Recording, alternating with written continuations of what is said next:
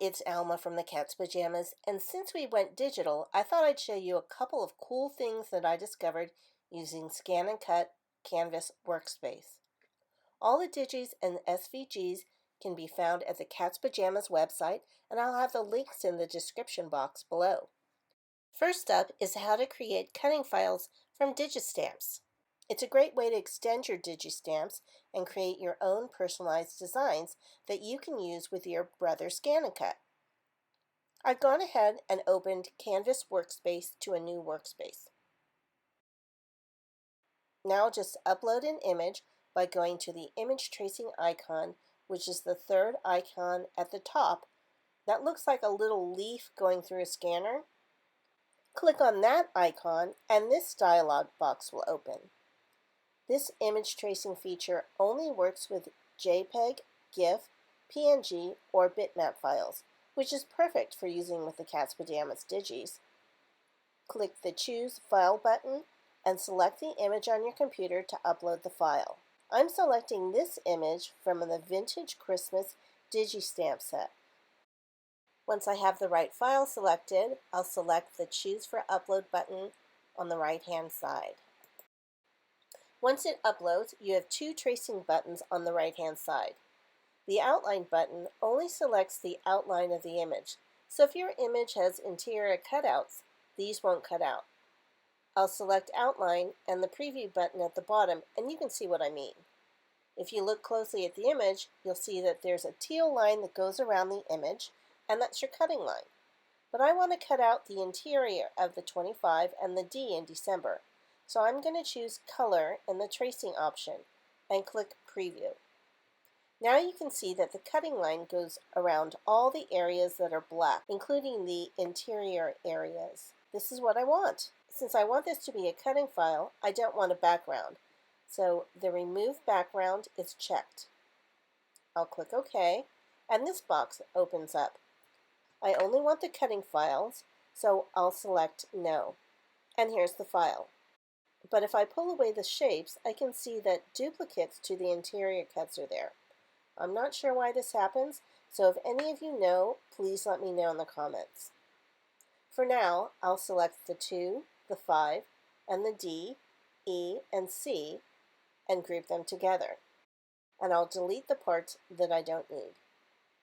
Now I'll just figure out how big I want the design to be, and I'll shrink it down. And then I'll save it. You'll notice that some of the cutting lines look a little shabby. Don't worry. If we look up close, they're fine. But I'm not finished with this design yet. Let's add some more. Go back to Image Tracing, and this time I'll select the holly from the Vintage Christmas Digiset. I'm not sure if I want to include the interior stems of the holly leaves, so let's see what selecting color does. I think I just want the outline, so I'll select Outline and Preview. That's more like it, especially if I go small, the stems might disappear. I'll press OK, and it traced. You'll notice that nothing is grouped together, so I'll just select everything and then deselect the DEC 25 by holding down the Shift key and clicking to deselect. Then a right click on my mouse and selecting Group. Now I want to turn the holly sideways, so I'll grab the green circle handle and rotate the holly. Then I'll resize it by grabbing the corner and dragging to the size that I want it to be. And now I'll right click and select Duplicate.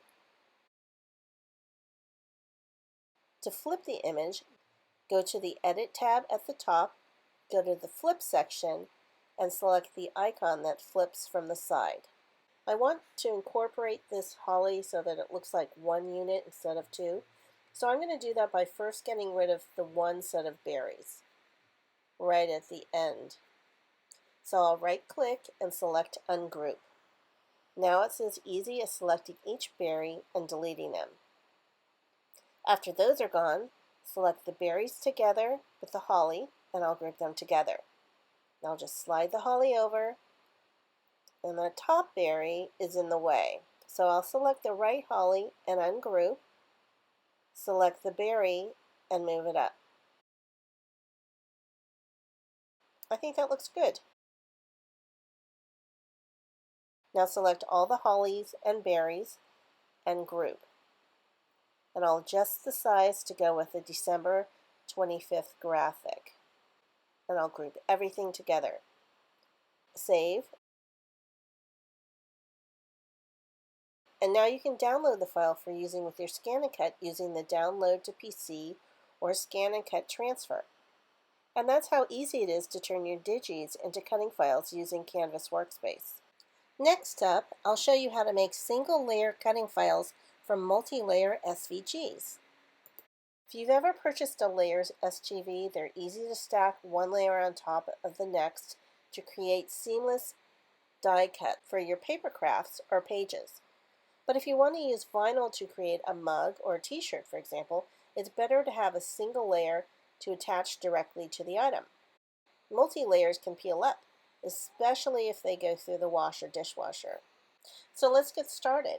First, select the fourth icon, the one that says SVG, and select your SVG.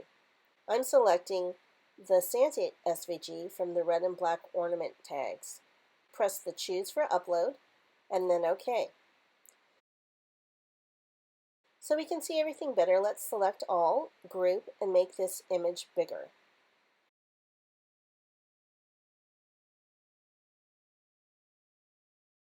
Now a quick save.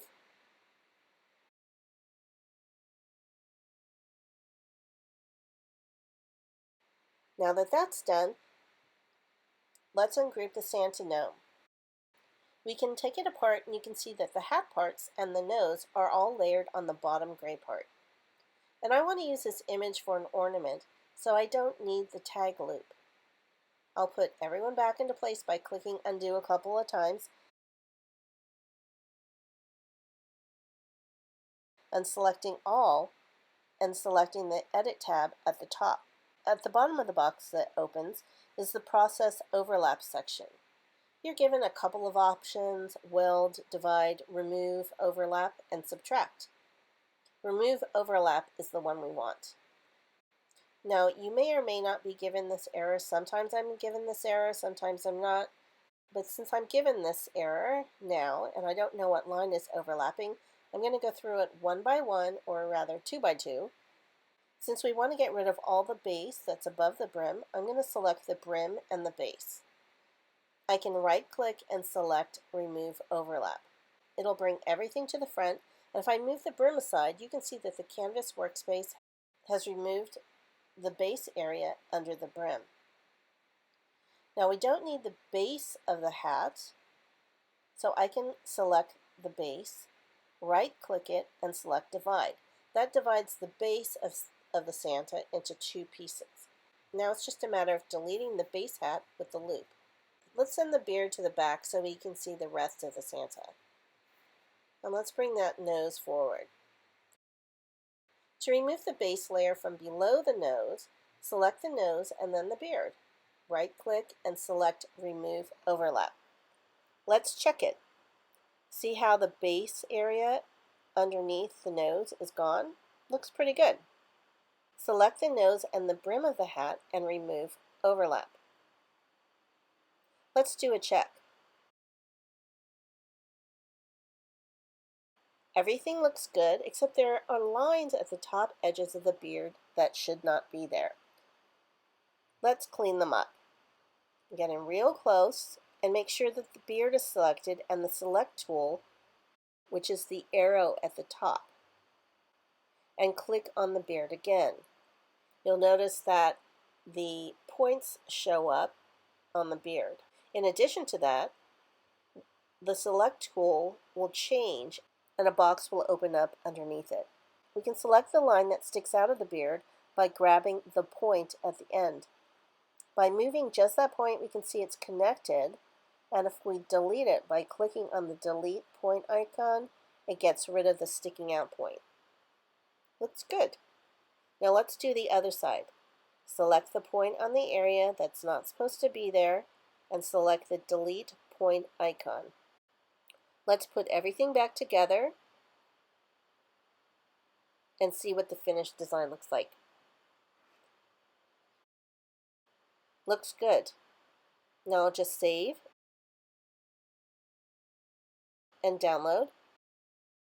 And it's that easy to create a single layer SVG from a multi-layered one. I hope you give it a try. Have a great day.